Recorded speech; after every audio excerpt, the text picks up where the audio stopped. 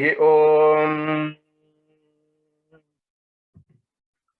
Sai Ram, Vanakkam, Namaskar, Vandanam, Assalamu Alaikum, and Sat Sri Akal.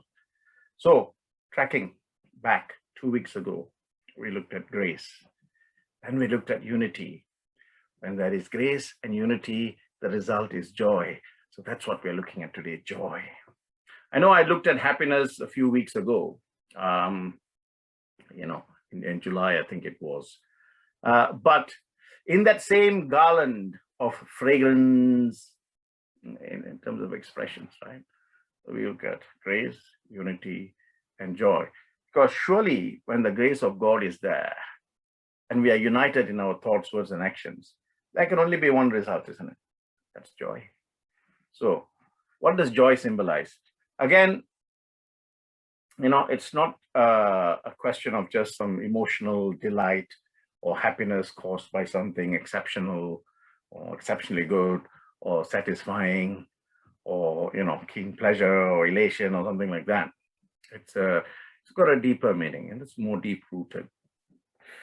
To understand that, you need to look at the difference between joy and happiness. So joy is a little word and happiness is a bigger word. Joy comes from within, in the heart, whereas happiness shows on the face. Joy is of the soul, happiness is of the moment. Joy transcends, happiness is reactional. Joy embraces peace, contentment, waiting to be discovered. Joy runs deep and overflows, while happiness merely hugs momentarily. Joy is practice, is a practice and a behavior, right? It's deliberate, it's intentional, whereas happiness comes and grows, along its way to its own. Joy is profound and scriptural. Don't worry, rejoice. Whereas happiness is a balm. Don't worry, be happy. So you can see one is more deep-rooted, that is joy, and one is more, superficial, that is happiness. Joy is an inner feeling, and happiness is perhaps an outward expression. Joy endures hardships, trials, and connects with something called meaning and purpose. So a person pursues happiness, but chooses joy when given a chance. So what does that got to do with this, right?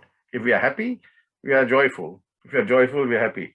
Now, that's not the case here, right? So let me tell you a story about this 92-year-old man, right? He sadly lost his wife of 70 years.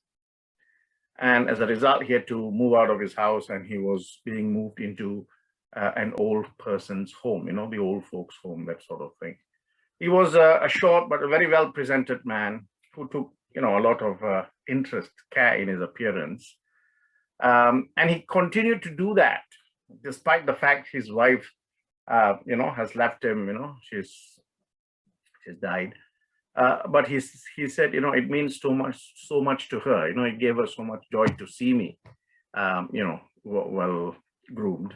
So I'm going to continue doing it, even though he was sad at losing her, right? So even though you yourself are going through some sadness, you can still give joy to others, right? Even though they're no longer around, because you live with their memory, isn't it?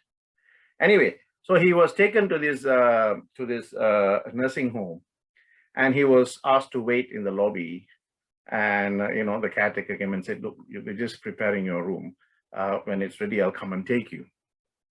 And then the man was sitting there for 10 minutes, and he was looking around and he was smiling away. And then the caretaker came and said, "Come, sir, I will take you to your room." And then as he was taking the old man to the room, he was describing the room to the old man. And, they hadn't even reached halfway to the room. And the old man said, "Oh, I like it very much. It's lovely."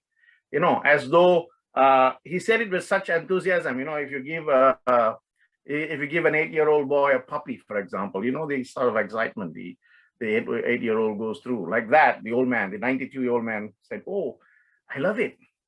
Then the caretaker looked surprised and he said, "Sir, You haven't even seen the room yet, right? How could you say that? He said, whether I see the room or not has nothing to do with how I feel. You see, to be in joy is something that I choose in advance. Now, listen to me very carefully. Yeah? To be in joy is something that I choose in advance, said the old man. It doesn't have to be that I have to see something and like it and then only decide to experience joy.